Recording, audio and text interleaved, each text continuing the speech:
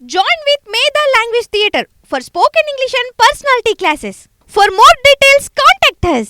Data మటాషు స్లిప్పులు burn ఈవీఎంల వెరిఫికేషన్లో రెండో రోజు అదే తంతు మాక్ పోలింగ్కు అంగీకరించాలని ఫిర్యాదుదారులపై ఒత్తిళ్లట. బ్యాటరీ స్టేటస్ వీవీప్యాట్లను లెక్కించాలన్న బెల్లన్న బొత్స పట్టు. వీవీప్యాట్లను లెక్కించకుంటే ఏమి ఉపయోగం అని నిలదీత. ఈవీఎంలో డేటా ఈవీప్యాట్లలో స్లిప్పులు అంతా ఖాళీ. పోలింగ్ ప్రక్రియపై వివాదం ఉన్న భద్రపరచకపోవడంపై సందేహాలు. మాక్ పోలింగ్ మినహా మరేమీ చేయలేమని చేతులెత్తేసిన అధికారులు. తొలి రోజు మాక్ పోలింగ్లో 80% తగ్గిన బ్యాటరీ స్టేటస్. ఈసీ ఎస్ఓపిలో బ్యాటరీ పవర్ పర్సెంటేజ్ అంశం లేదన్న బెల్ ఇంజనీర్లు. ఈవీఎంల పరిశీలనకు నిరాకరించిన బెల్లాన ఫలితంగా పరిశీలన జరగలేదని కలెక్టర్ను ప్రశ్నిస్తున్న వైఎస్ఆర్సీపీ మాజీ ఎంపీ బెల్లాన చంద్రశేఖర్ విజయనగరానికి సంబంధించి. ఇది ఈవీప్యాడ్లని ఈవీఎంలో ఉన్న ఓట్లని కంపేర్ చేసి చూపాలని చెప్పి వీళ్ళు జూన్ 4న రిజల్ట్ వస్తే కొంతమంది వైఎస్ఆర్సీపీ సంబంధించిన అభ్యర్థులు వాళ్ళ రిజల్ట్ పైన అనుమానం వస్తే ఎలక్షన్ కమిషనర్కి లెటర్ పెట్టుకున్నారు. జూన్ 10 నాడు కరెక్ట్గా 6 రోజులకి పెట్టుకుని దానికి సంబంధించిన ఫీజు కూడా పే చేసి ఉన్నారు. ఈవీప్యాడ్లు ఈవీఎంలో ఉన్న ఓట్లను కంపేర్ చేసి చూపకుండా తాత్సారం చేస్తారు ఇవాళ అధికారులు, ఎలక్షన్ కమిషన్ సంబంధించిన అధికారులు. స్వయాన కలెక్టర్ ఉండు అక్కడ. ఎలక్షన్ నిబంధనల ప్రకారం ఓటింగ్ జరిగిన 45 రోజుల వరకు ఆ ఓట్లకు సంబంధించిన పోలింగ్కి సంబంధించిన ఇన్ఫర్మేషన్ని డిస్ట్రాయ్ చేయొద్దు, తొలగించొద్దు అనేది నిబంధన ఉంది. దట్టు జూన్ 10నే కంప్లైంట్ ఉన్న కొన్ని కాన్స్టిట్యున్సీలు ఉన్నాయి. వాటిని అసలే 45 రోజుల తర్వాత కూడా తొలగించకూడదు. ఆ కంప్లైంట్ స్టేటస్ ఏందో తెలిసేదాకా, ఆ కంప్లైంట్ డిస్పోజ్ అయ్యేదాకా.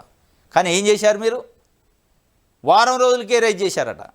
ఏంది దీని అనుకున్న మతలబు? వారం రోజులకే ఈవీఎంల్లో ఉన్న ఇన్ఫర్మేషన్ని తుడిపేయటానికి కారణం ఏంటి? బ్యాటరీ స్టేటస్ మొత్తం పోలింగు మే 13 నాడు పోలింగ్ జరిగితే ఉదయం 7 నుంచి సాయంత్రం 7 గంటల వరకు, రాత్రి 7 గంటల వరకు పోలింగ్ జరిగితే 7, 8, 9 జరిగితే ఎంత బ్యాటరీ అయిపోవాలా? కనీసం 30-40% అయినా అయిపోయి ఉంటుంది బ్యాటరీ.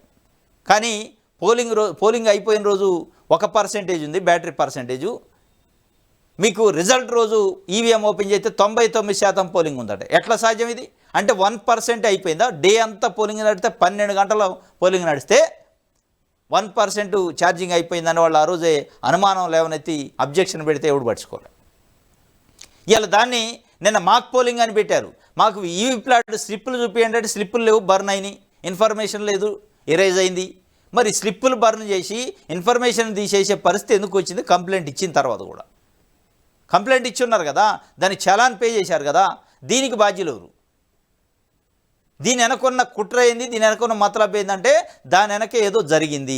ఆ జరిగిన దొంగతనం విషయం ఏదైతే, కుంభకోణం విషయం ఏదైతే, అక్రమాల విషయం బయటపడకూడదని ఇమీడియట్లీ రిమూవ్ చేశారు, ఇన్ఫర్మేషన్ డిలీట్ చేసేసారు.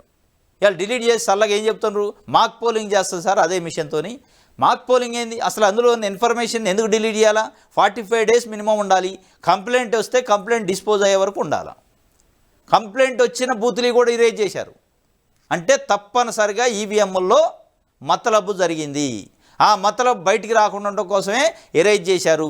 ఈవెన్ స్లిప్పులు కూడా బర్న్ చేశారు. చేసి ఇవాళ చల్లగా ఏం చెప్తాను? Mock polling. ఈవెన్ ఆ మాక్ పోలింగ్లో కూడా ఒక మతలబు జరిగింది. నిన్న మొత్తం మాక్ పోలింగ్ చేస్తే ఈవీఎంను ఓపెన్ చేసి 100% ఉన్న ఛార్జర్ దాని బ్యాటరీని పెట్టారట. పెడితే 80%కి పడిపోయింది ఛార్జింగ్. అంటే 20% కన్జ్యూమ్ అయింది పవర్. అంటే ఉత్తగా మాక్ పోలింగ్కే 20% పవర్ కన్జ్యూమ్ అయితే పోలింగ్ రోజు 12 గంటల పాటు ఏకదాటిగా పోలింగ్ జరిగితే 99% బ్యాటరీ ఎట్లా ఉంటుంది? 1% కన్జ్యూమ్ ఎట్లా అయింది? అంటే దీంట్లో క్లియర్గా తెలవట్లే. ఇక దీనికంటే పెద్ద ఆధారం ఏముంది? దీనిపైన చెప్పే నాదుడు లేడు, అడిగితే వినే నాదుడు లేడు. ఇది ఎలా జరుగుతున్న పరిస్థితి. మొత్తానికి అయితే స్లిప్పులు డేటా మటాష్ అయింది, స్లిప్పులు బర్న్ అయినాయి. డేటా మటాష్ అయింది, స్లిప్పులు బర్న్ అయింది, తాళాలు దొరకవు, ఈవీఎంలు ఉండవు. ఇంకా 2 రోజులు అయితే ఆ మాక్ పోలింగ్ కూడా ఈవీఎంఏ ఉండదు. ఈవీఎం కూడా మటాష్ అయింది, బర్న్ కూడా అయినా ఆశ్చర్యం లేదు. దీనికి సంబంధించి బెల్లన చంద్రశేఖర్ ఎంపీ అభ్యర్థి, ఆయన కలెక్టర్ని అడుగుతుండే. ఏం చెబుతారు కలెక్టరు?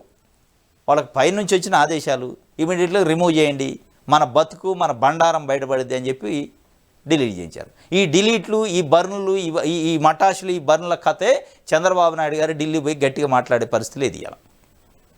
ఈ స్టోరీ వల్లనే ప్రత్యేక హోదా పైన కానీ రాష్ట్రానికి రావాల్సిన నిధులపైన కానీ చంద్రబాబు నాయుడు గారు నిలదీసి అడిగే పరిస్థితి లేదు, నిగ్గదీసే పరిస్థితి లేదు, ఉండదు కూడా ఇక.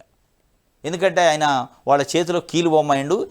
ఈ బర్ను, ఈ స్లిప్పుల బర్ను వల్ల, ఈ డేటా మటాష్ వల్ల, ఈ డేటా మటాషు, ఈ బర్నుల వెనక పెద్ద కుట్ర ఉంది. ఆ కుట్రలో చిక్కుకున్నడా చంద్రబాబు నాయుడు గారు అనే ఒక అనుమానం వస్తుంది.